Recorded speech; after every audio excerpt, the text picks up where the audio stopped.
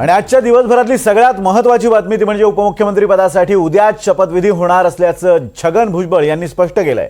उपमुख्यमंत्री पदाबाबत उद्याच बैठक होऊन उद्याच शपथविधी सुद्धा होईल असंही ते म्हणाले। त्याचबरोबर उद्या विधिमंडळ नेत्याची निवड करण्यासाठी आमदारांची बैठक होणार आहे असंही भुजबळ म्हणाले।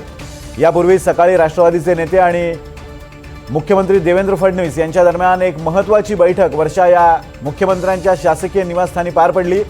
या बैठकीत राष्ट्रवादीमध्ये रिक्त झालेली पदं आणि खात्यांबाबत चर्चा झाली आहे। तर याविषयी गडबड नको, अजित पवारांच्या कुटुंबियांशी सविस्तर चर्चा करून अंतिम निर्णय काय तो कळवा असं मुख्यमंत्री फडणवीसांनी सांगितल्याचं समजतंय।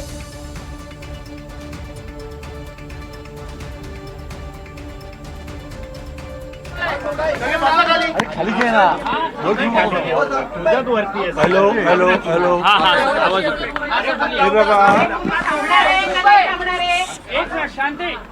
सर्वसाधारणपणे टेंटेटिव्हली जे आहे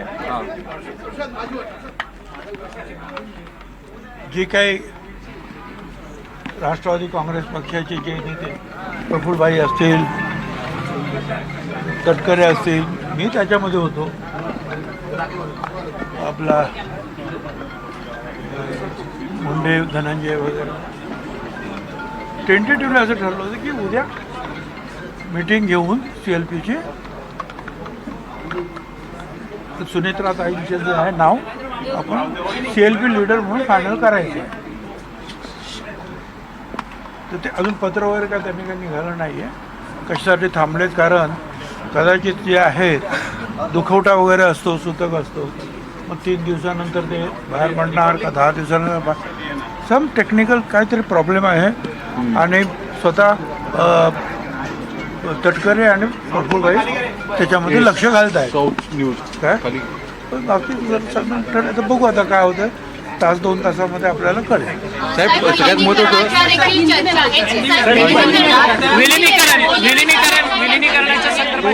दोन राष्ट्रवादी विलिनीकरणाचं आहे, नेमकं खरं काय आहे?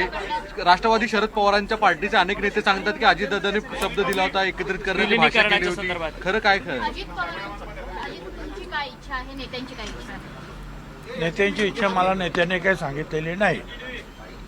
त्यामुळे आज आमच्या समोर प्रश्न काय आहे की CLP लीडर म्हणजे विधानमंडळातील आमच्या पक्षाचा प्रमुख त्याची नेमणूक करणे म्हणजे उपमुख्यमंत्री पदाची नेमणूक करणे। बाकीच्या सगळ्या गोष्टी ज्या नंतरच्या आहेत, आज ते फार आवश्यक आहे ताबडतोब।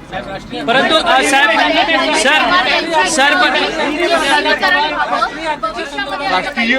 राष्ट्रीय अध्यक्ष पार्टीचे पण सुनीत्रा पवार हवेत असे मत आहे का? मतप्रवाह आहे का? मी तुम्हाला काय सांगितलं, आज सगळ्यात महत्त्वाची गोष्ट काय आहे जी ताबडतोब आम्हाला करायला पाहिजे, कारण सरकारी पक्ष उपमुख्यमंत्री पद बसायचं आहे, लोक चालवायचं आहे, सरकार चालवायचं आहे, त्याच्यामध्ये भाग घ्यायचा आहे। पक्ष जे आहेत पक्षाचा नेता म्हणून आपल्याला ते अगोदर सगळ्यात त्याला प्रायोरिटी देण्यात येत। साहेब याच विषयासाठी तुम्ही राज्याचे मुख्यमंत्र्यांची भेट यासाठी घेतली होती। मुख्यमंत्री तयार उद्या वेळ द्यायला, उद्या द्यायला काय होतं उद्या शपथविधी आहे। मग आज आप CM से मिलने गए थे, क्या बात हुआ? CM साहब से जो है हम लोग गए थे, प्रफुल्लभाई, तटकरे, मैं और मुंडे, कल भी हम मिले थे उनको रात को। तो टेंटेटिवली जो है कल हो सकता है क्या सब शपथ विधि से लेकर सारी चीज़ें, तो मुख्यमंत्री ने कहा कोई मुझे प्रॉब्लम नहीं है। अब ये जो है जैसे कि कोई शख्स अगर चल बसता है तो कई बार 3 दिन का जो है दुख मनाते हैं, कई बार 10 दिन, तब तक लोग बाहर नहीं आते। या ऐसा मुझे पता नहीं है, पर कुछ बात ऐसे कुछ चली है और खुद जो है तटकरे और प्रफुल्लभाई उसमें ध्यान दे रहे हैं। ओके सर, मगर बहुत करके घंटे 2 घंटे में जो है निर्णय आ जाएगा।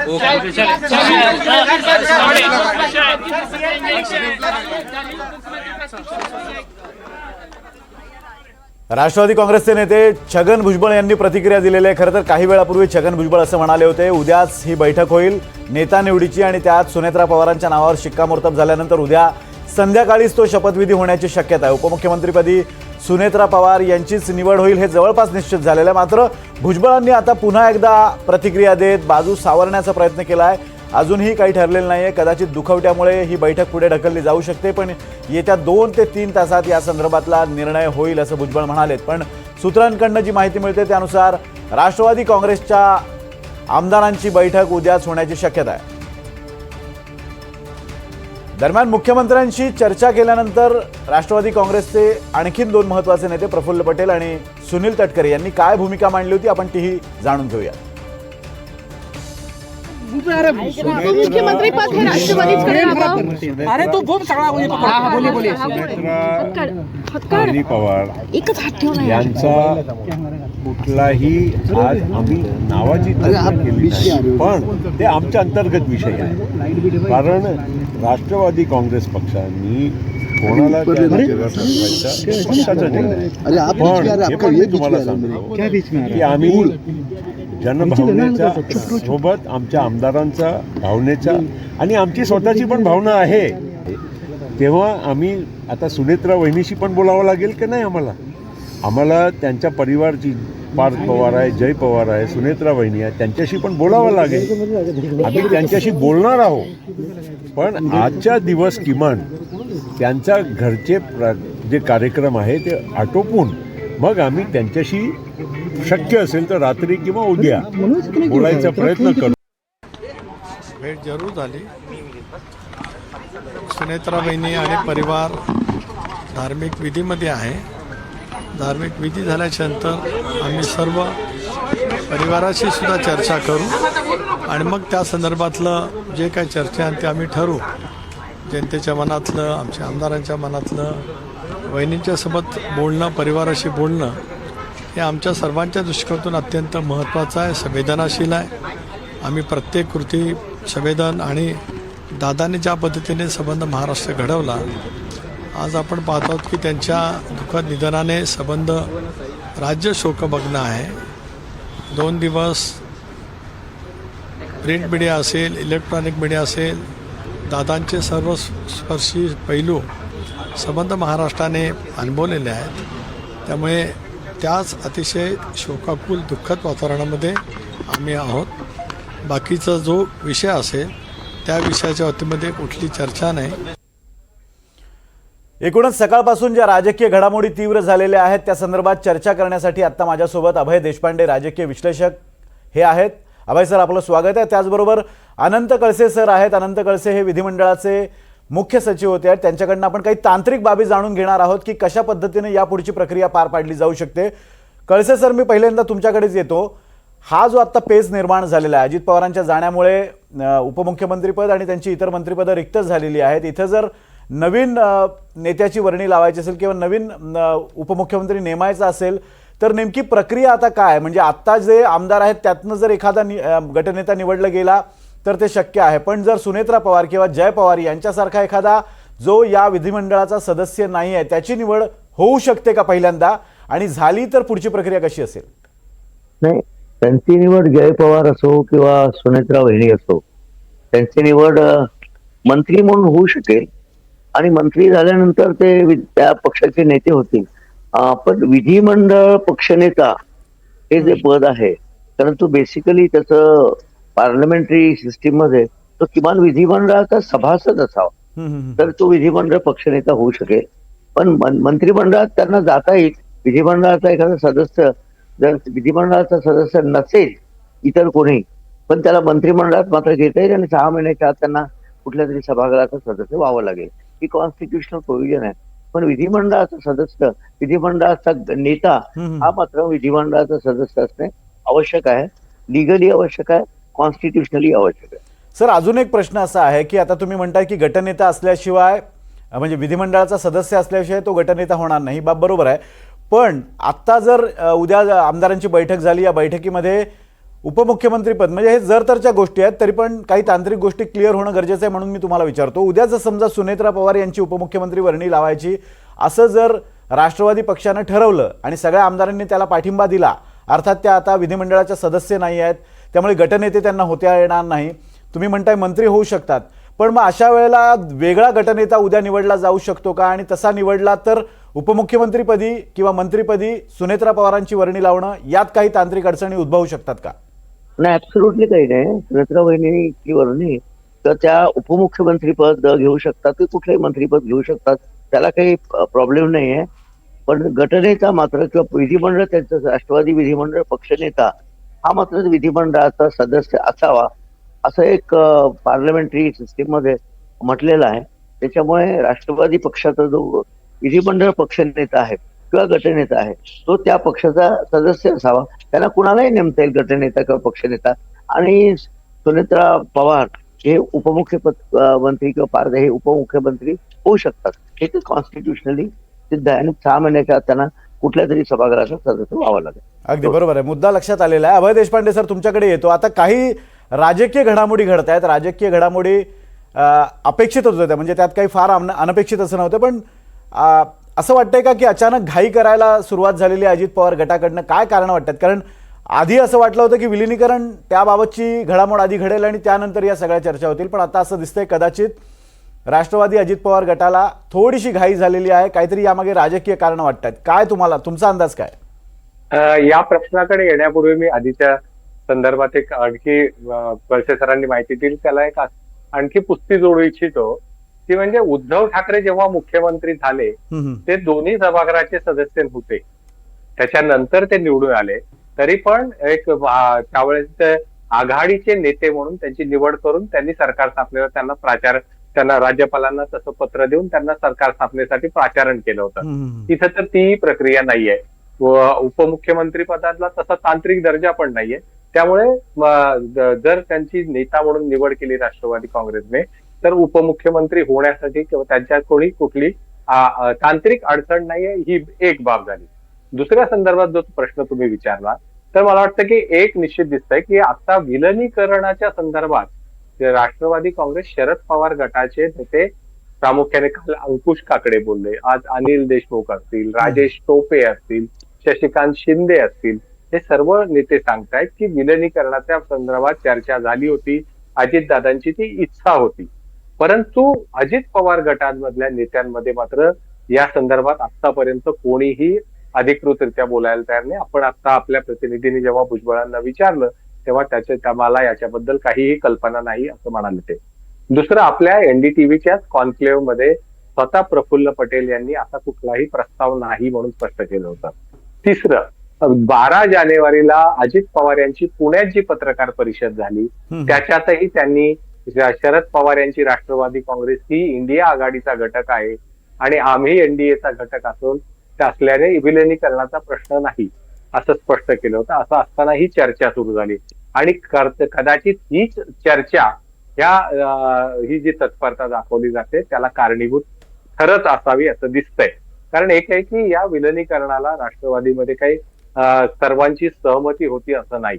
कारण काही जे नेत्यांच्या याच्यात होतं की आज आपण एक स्वतंत्र पक्ष म्हणून आपलं स्थान निर्माण केलंय आणि जर कोणाला यायचं असेल तर त्या याच्यामध्ये मर्ज व्हावं, त्यामध्ये प्रवेश करावा, परंतु आता या संदर्भात विलिनीकरण करू नये.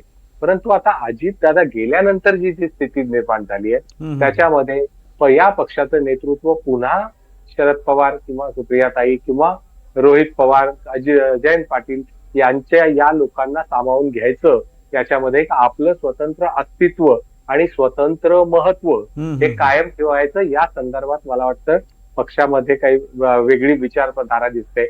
आणि कदाचित मग उद्या आपण आपल्या पक्षाचा अध्यक्ष आणि विधिमंडळ पक्षनेता म्हणून किंवा उपमुख्यमंत्री म्हणून आपल्या पक्षाचा व्यक्तीची नियुक्ती केल्यानंतर मग या संदर्भात बोलूया अशी भूमिका घ्यावी, अशा दृष्टीने काही नियोजन सुरू आहे असं दिसतंय. अर्थात उद्या सुनेत्राताई स्वतः हा जो कार्यकर्त्यांचा आग्रह आहे तो मान्य करणार का, आणि तो जर मान्य केला तर मग मला वाटतं की बाकीचे सगळे निर्णय लगेच व्हायला काही वेळ लागणार नाही. उद्या जर राज्यपाल मुंबईमध्ये असतील आणि विधिमंडळ पक्षाचे ज्याचे निरोप अजूनही गेलेले नाहीत, मगाशी अनिल भाईदास पाटील ते पक्षाचे प्रतोद आहे, त्यांच्या माध्यमातून अनेकदा निरोप जातात. तसे निरोप आतापर्यंत त्यांच्याकडे आलेला नव्हता. जर तो आला आणि रात्रीतून ते निरोप गेले आणि उद्या जर विधिमंडळ पक्षाची बैठक झाली त्यांच्या, तर नेता निवड होईल आणि नेता निवड झाल्यानंतर राज्यपाल जर अगदी. मुंबईतच असतील उद्या, तर ते नेता निवड झाल्यानंतर या पुढच्या गोष्टी होतील. अभय सर, मी तुम्हाला थोडंसं थांबवतो. शरद पवारांचं हे थेट दृश्य आपण बघतोय. शरद पवार हे नीरा नदीकाठी पोहोचलेले आहेत. नीरा नदीच्या समस्यांबाबत ते तिथल्या स्थानिकांशी चर्चा करतायत, समस्या जाणून घेत आहेत. नीरेच्या प्रदूषणाबाबत, नीरेच्या इतर मुद्द्यांबाबत ते समस्या जाणून घेत आहेत. देविदास राखुंडे आपले प्रतिनिधी आपल्यासोबत या संदर्भात बोलण्यासाठी आहे. देविदास, शरद पवार अचानकपणे ऍक्टिव्ह झालेले दिसत आहेत, नीरा नदीच्या समस्या जाणून घेत आहेत, पण या संदर्भात काही तक्रारी शरद पवारांकडे आल्या होत्या किंवा अजित पवारांकडे आल्या होत्या आणि म्हणून त्या अनुषंगाने होते की हे अचानक ठरलेला दौरा आहे? विनोद, आपण बघतोय की पवार कुटुंबावर सध्या दुःखाचा दुःख पचवून आम्हाला लागल्याचं आपण पाहतो. नीरा नदीच्या प्रदूषणाबाबतीत नेहमीच तक्रारी असतात. त्याला काही स्पेसिफिक तक्रारीचं म्हणता येणार नाही, कारण नेहमीच या भागातील शेतकरी जे आहेत ते पाण्याच्या प्रदूषणाबाबत तक्रार मांडताना पुढे आल्याचं आपण बघितलंय. त्याला अनुसरूनच शरद पवार पुन्हा बाहेर पडले आणि नीरा नदीचं प्रदूषण कमी कसं करता येईल या शेतकऱ्यांनी शरद पवारांपुढे काही तक्रारी मांडल्या आणि त्यावर शरद पवारांनी आश्वासन दिलं की या संदर्भात आपण लक्ष घालू आणि याला जी काही ठोस उपाययोजना करता येतील त्या दृष्टीनं आपण ते सोडवण्याचं आपण काम करू असं पवारांनी यावेळी दिलं. एकूणच सर्व दुःखाच्या डोंगरामधून आज अजित पवार यांच्या सावडण्याचा विधी पार पडतात. जो धार्मिक विधी केला जातो तिसऱ्या दिवशी, तो पार पडता शरद ऍक्टिव्ह मोडवर आले मला लागले बघतोय. विनोद, देविदास, अजून एक महत्त्वाचा प्रश्न आहे. शरद पवारांचा हा पहिल्यांदाच कार्यक्रम आहे की यापूर्वी सकाळपासून पवारांनी काही बैठका असतील निवासस्थानी किंवा इतर काही लोकांना भेटणं असेल, अशा काही बद्दल माहिती मिळाली आहे का की शरद पवार हे पहिल्यांदाच आता घराबाहेर पडलेत? असं काही आहे, पवार कार्यक्रम आहे ज्या ठिकाणी अजित पवार याच्यावरती अंतिम करण्यात आले त्याच ठिकाणी आज त्यांचा धार्मिक तिसऱ्याचा विधी जो असतो तो करण्यात आला आणि त्या कार्यक्रमाला शरद पवार उपस्थित होते. त्यानंतर गोविंदबाग या निवासस्थानी शरद पवार दाखल झाले आणि महाराष्ट्रातील काही नेते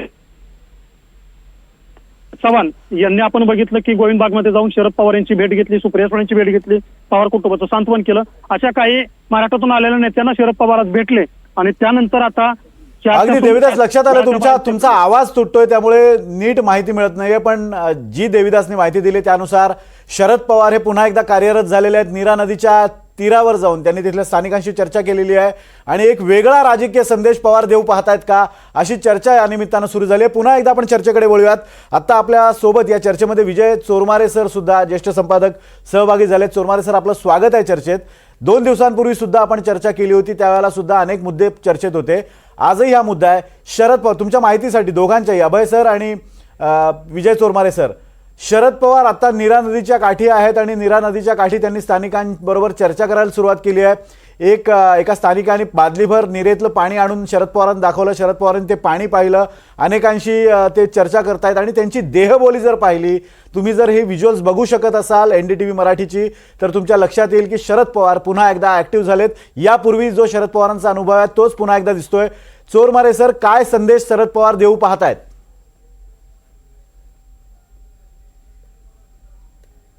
हॅलो, हा सर, सलग बोला, आवाज येतोय आपला.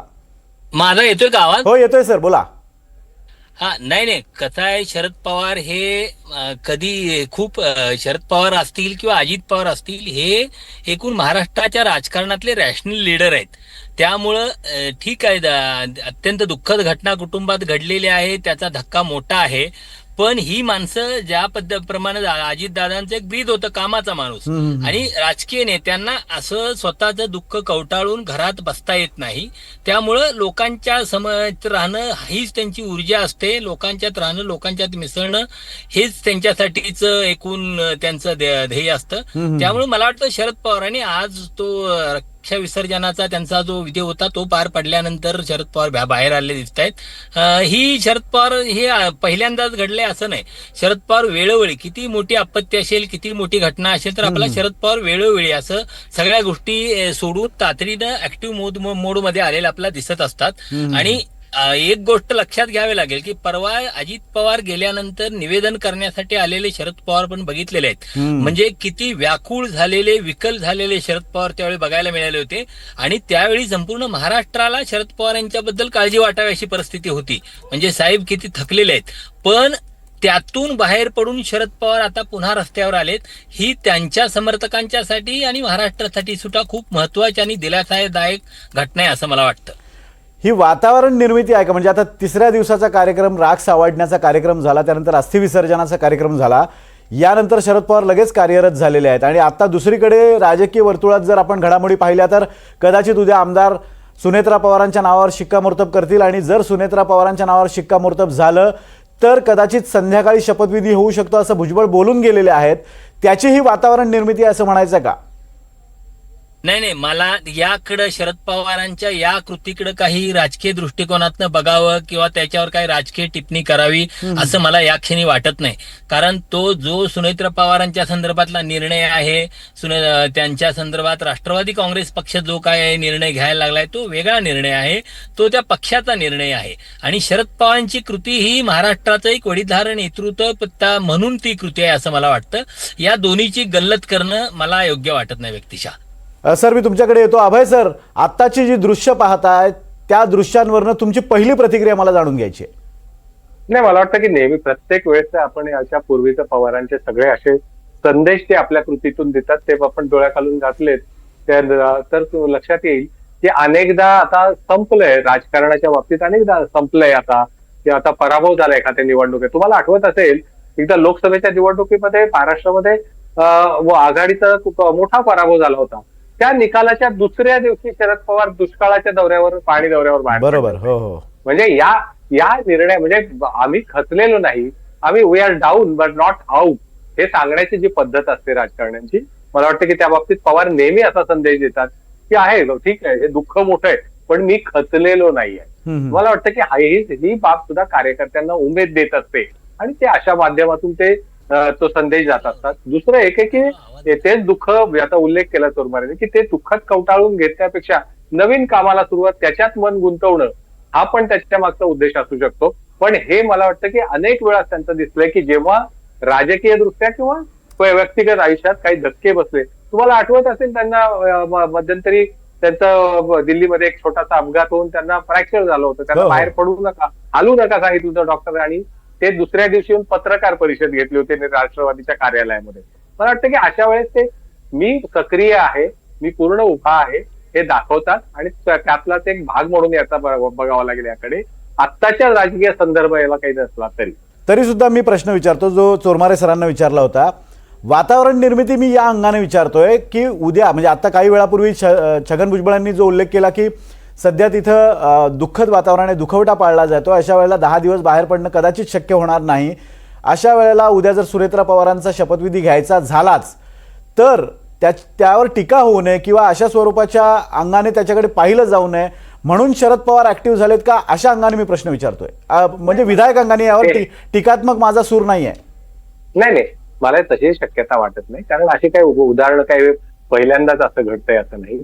आपण इंदिरा गांधींच्या हत्येनंतर बघितलं असेल की लगेच राजीव गांधी यांना, म्हणजे कारण काय असतं की ती राजकीय गरज असते तशी त्या पदाची पण काही राजकीय दृष्ट्या पक्षाची किंवा पदाची पण काही आवश्यकता असते, त्या दृष्टीने निर्णय घेतले जातात. मला वाटतं की उद्याच्या संदर्भात त्यांना आता पुढच्या आता सरकारमध्ये आपला हा पक्ष आहे आणि जी कन्फ्युजन पक्षांमध्ये क्रिएट होतं, आता आपण मर्ज होणार आहोत का, आपलं स्वतंत्र अस्तित्व राहणार आहे का, भविष्यात काय होणार आहे, हे कन्फ्युजन जेवढं लवकरात लवकर दूर करता येईल ते करण्याच्या दृष्टीने प्रयत्न असतो. अर्थात त्यामध्ये त्या पक्षातल्या काही लोकांच्या राजकीय महत्वाकांक्षा किंवा राजकीय हेतू असतातही, नाही म्हणणं चुकीचं ठरेल, परंतु मला वाटतं की त्या दृष्टिकोनातून शरद पवार काहीतरी मेसेज द्यायचा प्रयत्न करतायत, मला असं वाटत नाही. अगदी. चोरमारे सर, एक मुद्दा असा आहे, आज दिवसभरातल्या घडामोडी तुमच्या कानावर आल्याच असतील. सकाळी मुख्यमंत्र्यांसोबत काही राष्ट्रवादीच्या नेत्यांची बैठक झाली. प्रफुल्ल पटेल, सुनील तटकरे, छगन भुजबळ, धनंजय मुंडे असे सगळे नेते भेटून आले. हे नेते जेव्हा भेटून आले त्यांच्या बोलण्यातनं जाणवतंय की सुनेत्रा पवारांशी आम्ही आता बोलणार आहोत, पण ते कुठेही असा उल्लेख करत नाही की शरद पवार साहेबांशी आम्ही बोलणार आहोत. असं वाटतंय का की शरद पवारांना न सांगता हे भेटून आले असतील किंवा या सगळ्या घडामोडी शरद पवारांशी चर्चा न करता करतायत? मला आता असं वाटतं की हे आता जे काही निर्णय व्हायचे आहेत ते निर्णय राष्ट्रवादी काँग्रेस अजित पवार यांच्या नेतृत्वाखालचा जो पक्ष होता त्या पक्षाच्या अंतर्गत निर्णय आहेत आणि त्या पक्षाच्या निर्णयामध्ये शरद पवार यांचा कोणताही सहभाग असेल किंवा असावा असं मला वाटत नाही. कारण या पक्षाच्या पातळीवरचा निर्णय असू शकतो आणि सुनेत्रा पवार यांचं नाव पुढे करण्याचं कारण असू शकतं की तिथं अन्य कुठलंही नाव आलं तर त्याला तिथून एक पक्षातली गटबाजी उफाळून येऊ शकते. नाही म्हटलं तरी गेल्या काही काळात महाराष्ट्राच्या राजकारणात ज्या पद्धतीनं जातीय किंवा अन्य कारणानं जे काही वेगवेगळे कंगोरे निर्माण झालेत त्यामुळं नाही म्हटलं तरी एक वेगळ्या प्रकारचे लोकांच्या मनात काही वेगवेगळ्या आडी आहेत. त्यातून एखादं नाव पुढे आणलं, समजा भुजबळांचं नाव ज्येष्ठ नेते म्हणून पुढे आणलं तर त्याला पक्षातले मराठा नेते विरोध करू शकतात किंवा आणखी कुणाचं वेगळं नाव पुढे आलं तर त्याला त्यांचे म्हणजे एक काठशाचं राजकारण सुरू होऊ शकतं.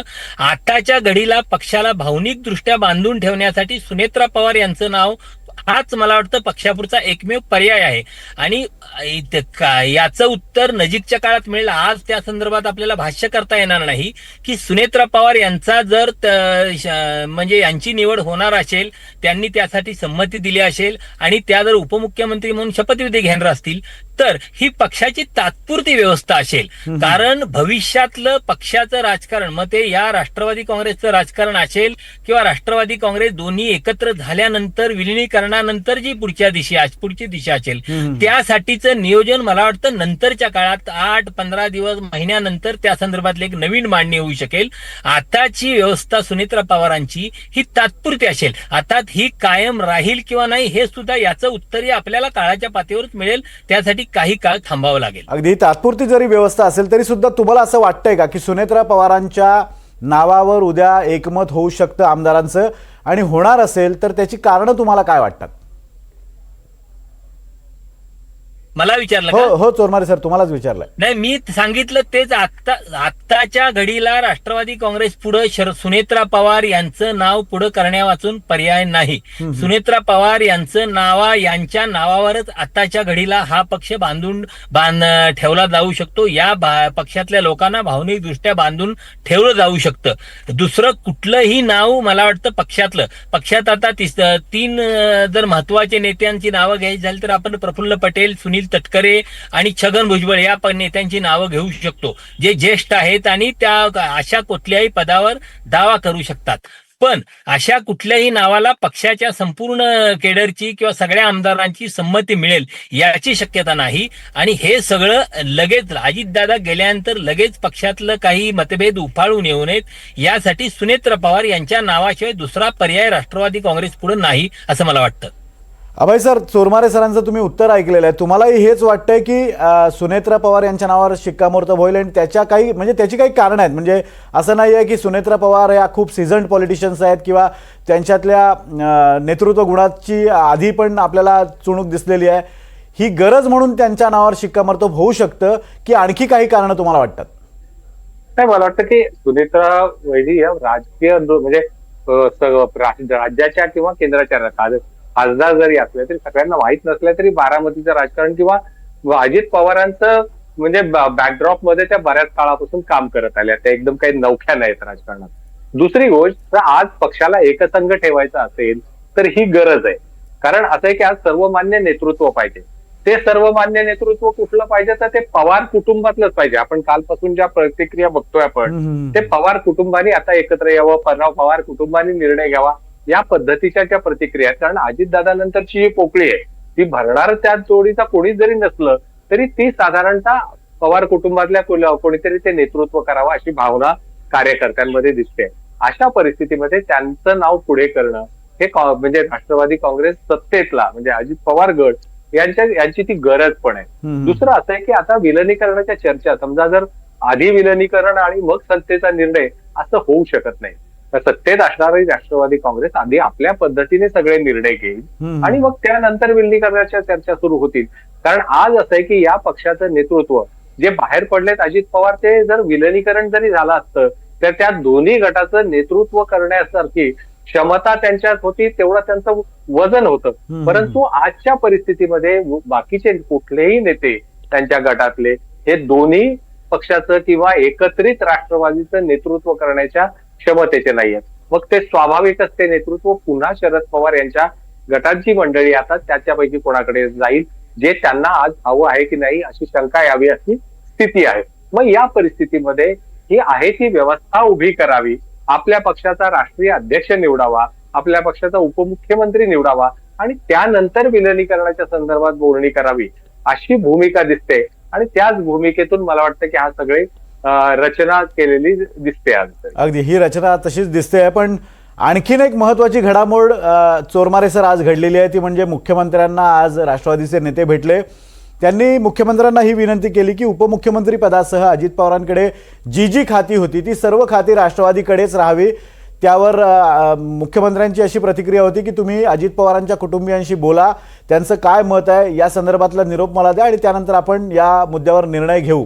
मुख्यमंत्र्यांची ही भूमिका पाहता तुम्हाला असं वाटतं का की त्यांनी जी मागणी केलेली आहे राष्ट्रवादीने की सर्व खाती आमच्याकडे राहावी इन्क्लुडिंग वित्त खातं, ती मागणी पूर्ण होईल का? मला असं वाटत नाही ती मागणी पूर्ण होईल. अर्थात राष्ट्रवादी काँग्रेसच्या वाट्याला उपमुख्यमंत्रीपद होतं, ते उपमुख्यमंत्रीपद त्यांच्या वाट्याला मिळेल. अजित पवार यांच्याकडे जे राज्य उत्पादन शुल्क खातं होतं किंवा नंतर क्रीडा खातं होतं, ती खाती त्यांना मिळतील. पण अर्थ खातं राष्ट्रवादी काँग्रेसकडे राहणार नाही आताच्या घडीला. कारण आताच्या परिस्थितीत अर्थ खातं ही अजितदादांनी स्वतःसाठी आग्रहानं हट्टानं मागून घेतलेलं खातं होतं ते त्यांच्या पक्षाकडे. हा सर, आवाज येतोय तुमचा? हॅलो, हा चोरमारे सर, आवाज येतोय, बोला. हा येतोय का? हा हो. तर हा येतोय ना? हो हो. तर अर्थ खातं हे अजितदादांनी स्वतःसाठी मागून घेतलेलं खातं होतं.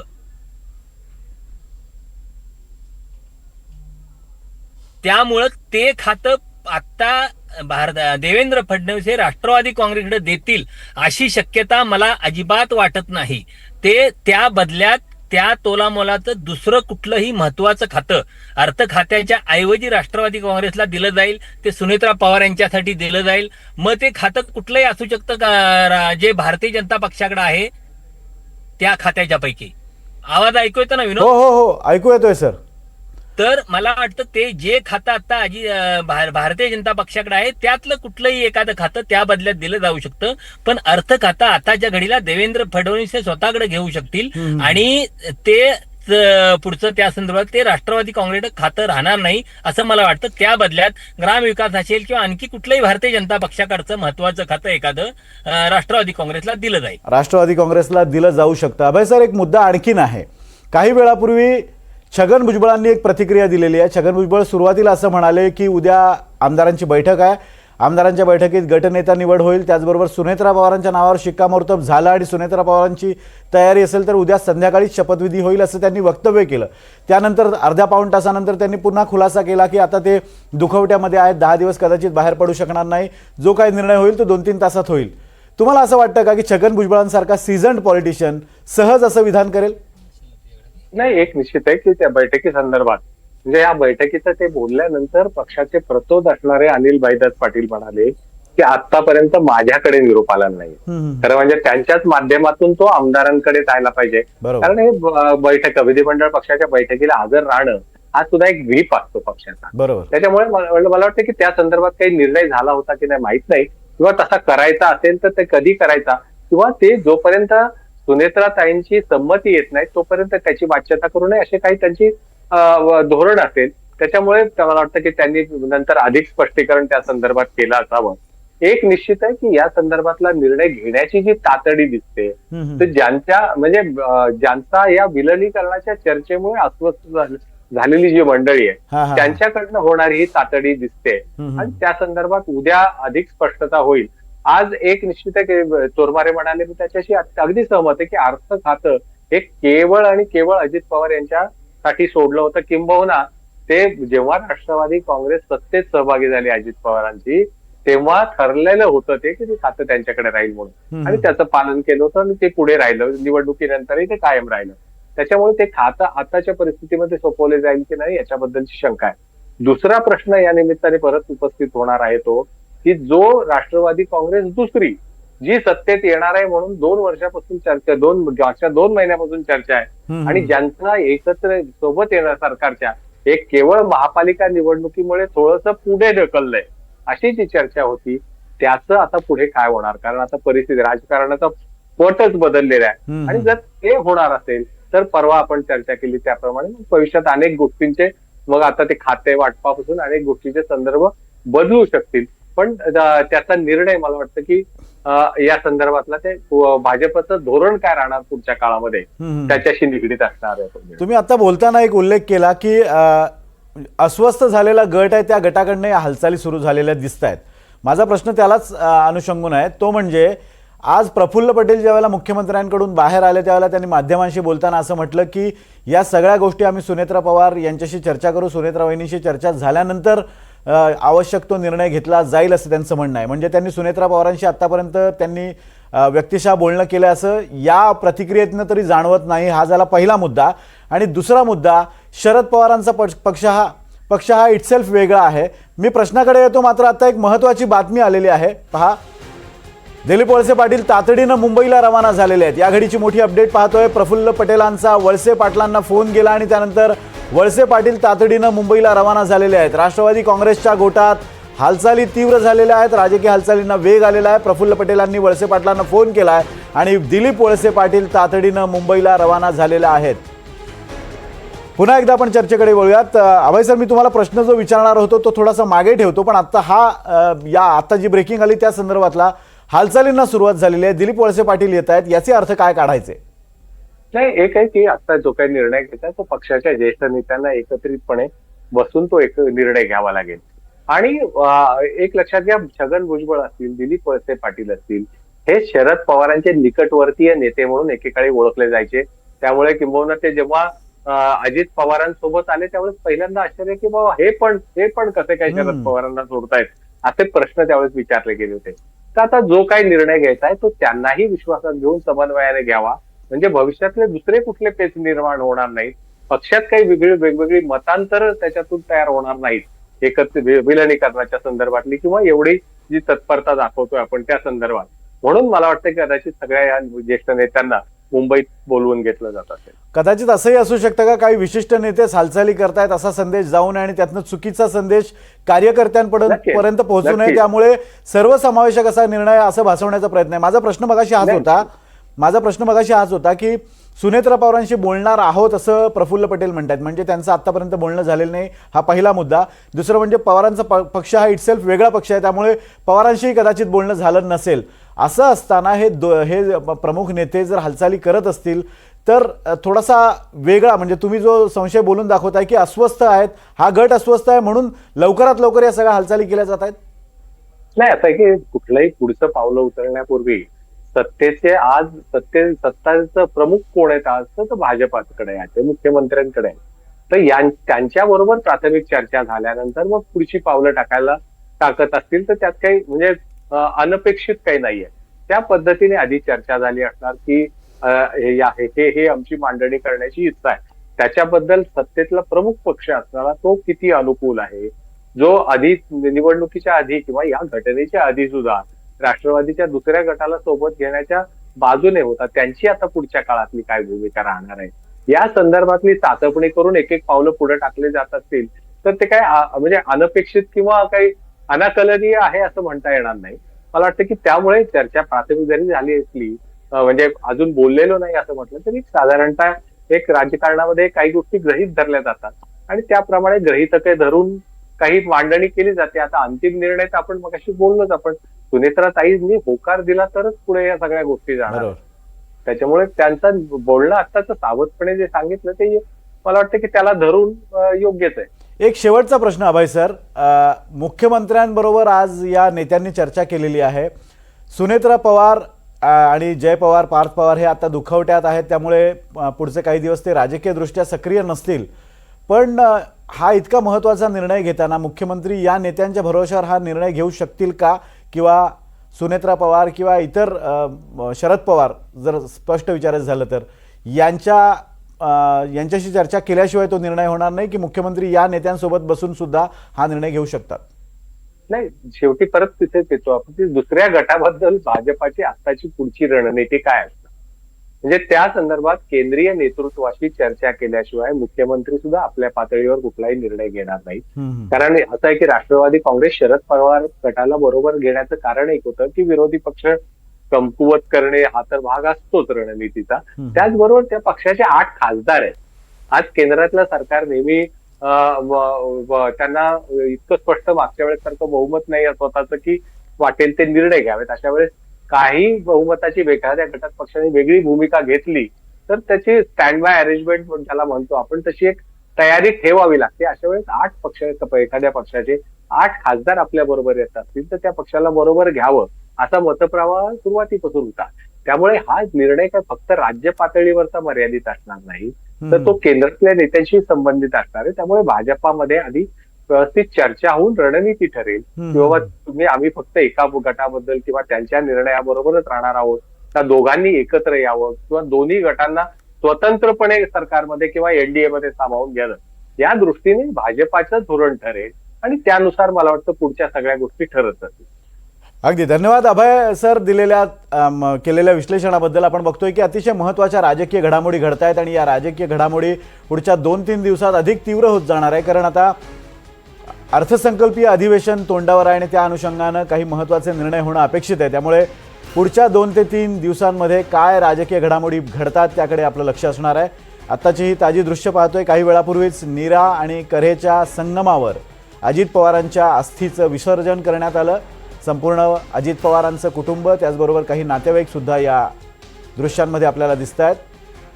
संध्याकाळच्या सुमारास कऱ्हा आणि नीरा या 2 नद्यांच्या संगमावर सोनगाव इथं हे अस्थिविसर्जन करण्यात आलंय.